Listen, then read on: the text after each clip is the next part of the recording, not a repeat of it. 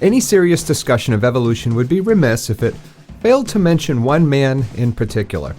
And I'm not talking about Charles Darwin, or Alfred Russel Wallace, or even Erasmus Darwin. I'm talking about Jean-Baptiste Lamarck. A man some might argue, and build a good case doing so, that without Lamarck's contributions, the science of genetic inheritance would be incomplete.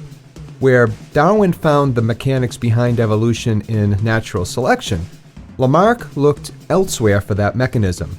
He was wrong, as history shows, and that fact is one which has haunted his memory ever since. But ideas and theories have ways of being resurrected, and in recent years, there are ideas out there that Lamarck wasn't completely off base when he proposed his theory for the evolution of species. Just what that theory is the subject of today's show. There is grandeur in this view of life. Welcome to Evolution Talk with Rick Coast, an introduction to the oldest story ever told.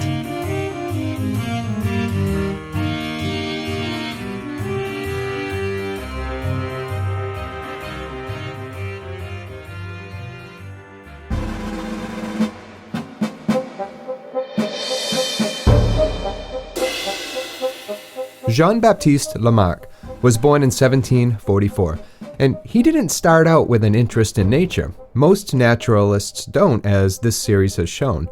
Benoit de Maillet was a French consul, Hutton was a geologist, and Erasmus Darwin was a physician.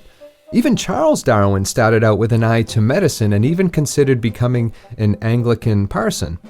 And Jean-Baptiste Lamarck was no different when it came to a life's trajectory that initially led him away from science.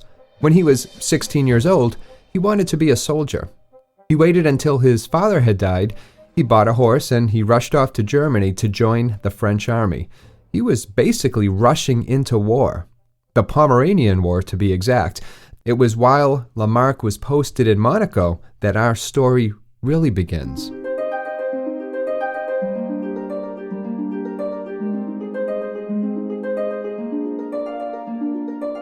Lamarck became interested in botany. Plants enthralled him. For a man surrounded by war and struggle, a life he himself chose, plants offered something else. There was sort of peace in the study of plants for him. There might be struggles in the plant world, but they were silent and subtle struggles for survival. He dove into his study so completely that he eventually published his research in a 3-volume work on the topic, which earned him membership into the French Academy of Sciences. And this was in 1779. It was after this honor that he earned the position of the chair of botany at the Jardin du Roi, the botanical garden of France, which became part of the Museum of Natural History. Part of Lamarck's duties was to serve as keeper of the herbarium of the Royal Gardens. Now, the name Royal Garden would eventually be changed to Jardin des Plantes and to distance itself from the French royal family as revolution was in the air and King Louis had a date with the guillotine in 1793. This happened to be the exact same year that Lamarck earned the title of Professor of Zoology. Lest one think that being a professor meant that Lamarck was destined to be a prolific writer, you would be wrong. 5 years after his appointment is when he finally published his first paper. And this one had nothing to do with botany per se. It was all about the moon and the effect that the moon had on the Earth's atmosphere. But an idea was brewing in the back of Lamarck's mind, an idea which at first disturbed him. It involved the change of species over time, an idea that he at first fought against since he had never really believed in such things. The notion that changes in species occurred over time took hold of him and he couldn't free himself from its lure. In May of 1800, he finally released his initial thoughts on the subject during a lecture given to the museum, and in 1801, he published a major work titled Système des animaux sans vertébrés, or The System of Animals Without Vertebrae. For Lamarck, the key to the evolution of species was in the study of marine invertebrates. It had all started in the sea.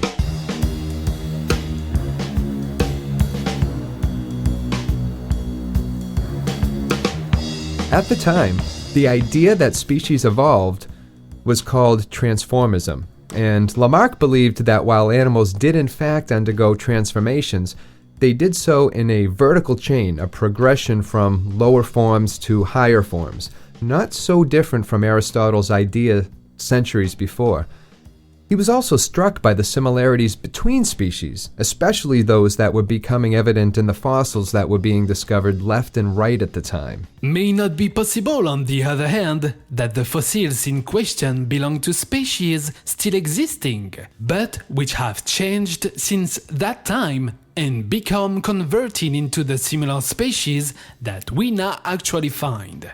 You see, Lamarck didn't believe that species ever suffered extinction, not on their own and not as part of nature.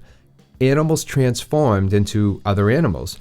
Those that were no longer with us had either successfully transformed into another species over time, or they were wiped out by the hands of man. True extinction was the byproduct of man's cruelty to nature, according to Lamarck. Now, life was not static. It fought, it struggled, and it adapted. A major source of its struggle involved environmental changes.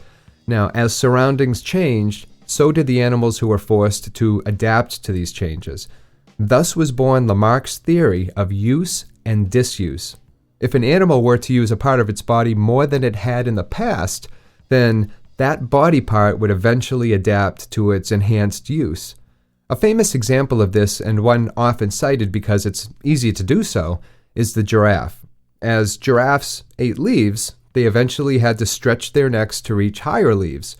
The continued stretching would cause their necks to grow longer, and that growth, although imperceptible, was there, and it would be passed on to the giraffe's offspring, and over generations of giraffes stretching to reach the higher leaves, their necks would grow longer and longer.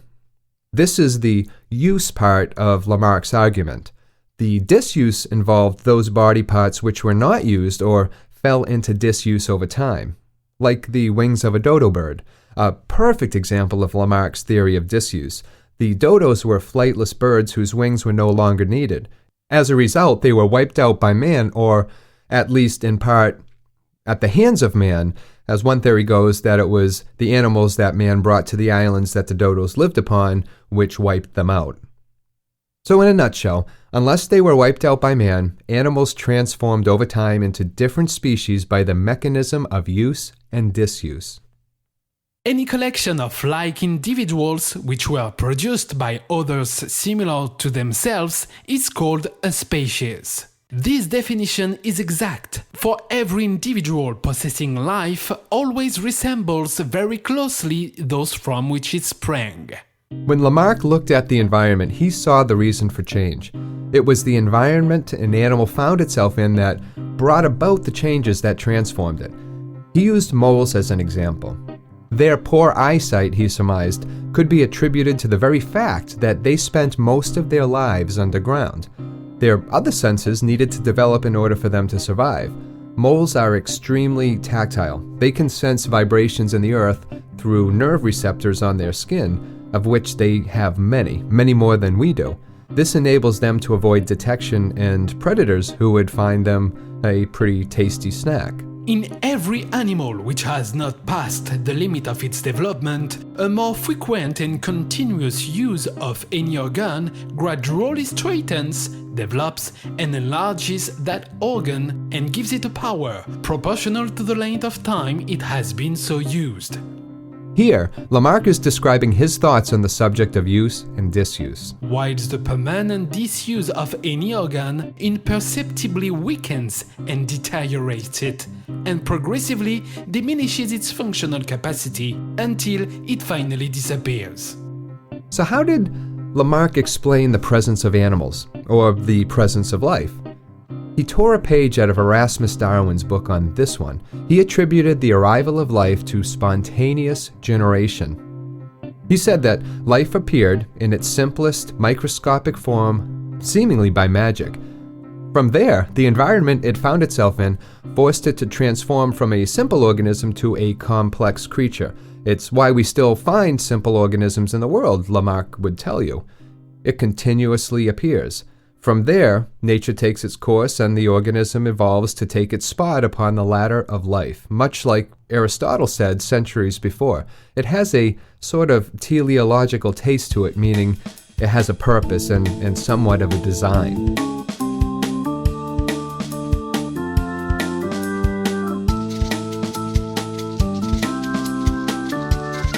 So why, you might ask, do organisms cease in their development? Why not keep going, like our little blind mole? Well, Lamarck had an answer for that too. Once the animal had reached a certain level of adaptation, it ceased to transform. And depending on where the mole traveled to and the environmental pressures it faced, it might not need to change any further. Its nervous system would sustain the status quo. Subtle changes might still occur, but the need for radical transformations would be over. Their behavior no longer required the body to change, or, as in the case of the mole, for their sense of touch to get any better or worse. There would not be any more changes for their offspring to receive. It is not the shape either of the body or its parts which gives rise to the habits of animals and their mode of life, but that it is, on the contrary, the habits, mode of life, and all the other influences of the environment which have in the course of time built up the shape of the body and of the parts of animals. With new shapes, new faculties have been acquired, and little by little, nature has succeeded in fashioning animals as we actually see them. Now contrast all of this with Charles Darwin's theory of natural selection. Some of the elements are there. There is the environment being the cause of change. There is also the ability for an organism to pass on an adaptation to its offspring. But the reason for the change is where the two men part ways. For Lamarck, the animal's struggle is the cause of change, like the giraffe's neck that I mentioned earlier. Were it not to constantly push itself to reach the higher leaves, its neck would never stretch. If a mole were to instead live above ground and strive to see better, its eyesight would eventually improve, or at least the eyesight of its offspring. And if the dodo bird hadn't been content to spend its life foraging for food on the ground, its wings wouldn't have stopped working. Now that's Lamarck's take. Darwin's take on it was that the animal itself had nothing to do with it.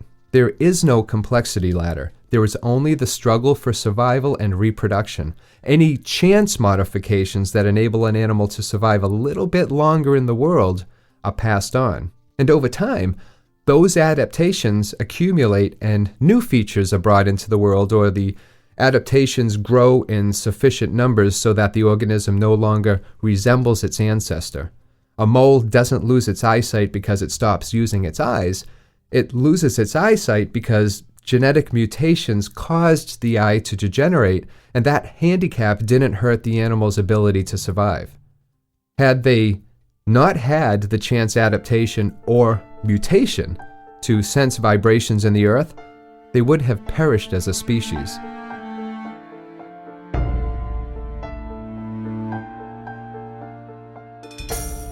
Now, of course, Lamarck would never live long enough to hear Darwin's theory of natural selection, and it's hard to know what he would have thought of it. Unfortunately for him, we do know what people thought of his theory. When Lamarck died in 1829, he did so in poverty.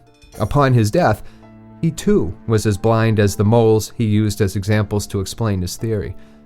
His family lived upon the financial assistance of the Academy, and everything he'd accumulated or owned was sold off by his daughters at auction. And that's not to say that his daughters were cruel in doing so either. His eldest daughter, Cornélie, she sacrificed everything for her father. He dictated his letters and his works to her, and she never left the house. In a eulogy written by one of his peers, Georges Cuvier, Cuvier stated that when she left the house after her father's death, she was so overcome by the fresh air that she fainted.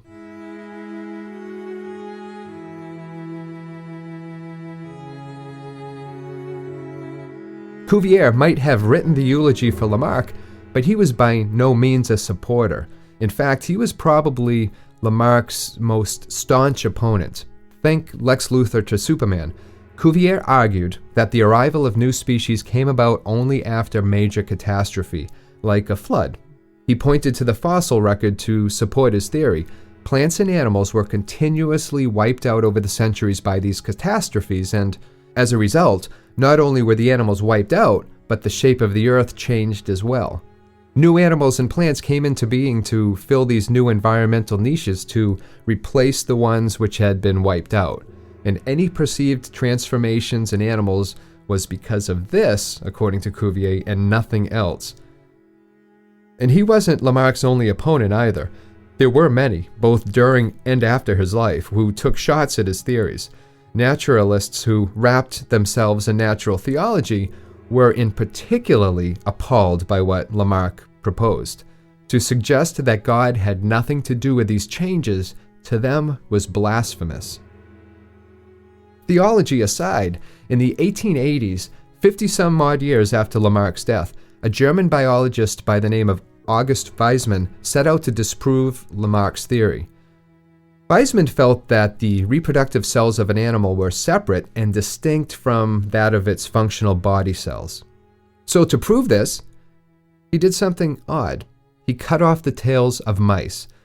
Weismann felt that if Lamarck was right, then the fact that these mice no longer had tails would give birth, or they would end up giving birth to mice with no tails. And after many generations, this proved not to be so.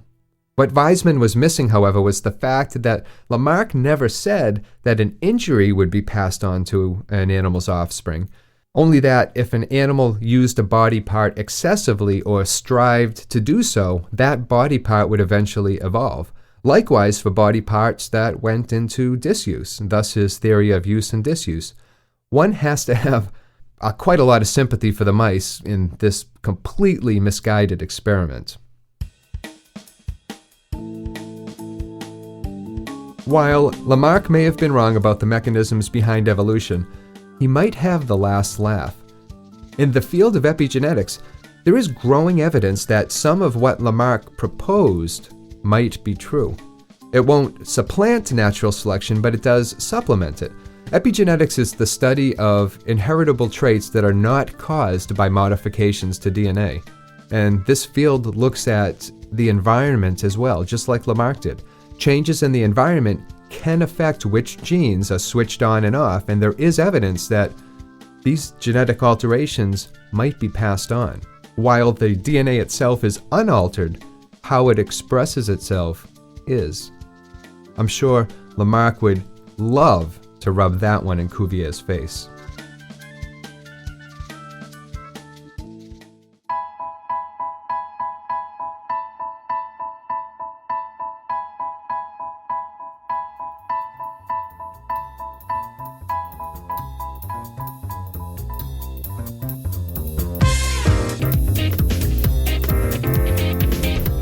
I hope you enjoyed today's show.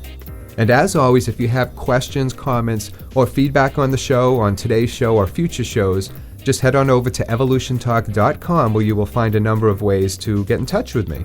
You can reach me through the site's contact page as well as on Twitter, where you can find me at Rick Coast. And most of all, thank you so much for listening. And until next time, please take care of yourself.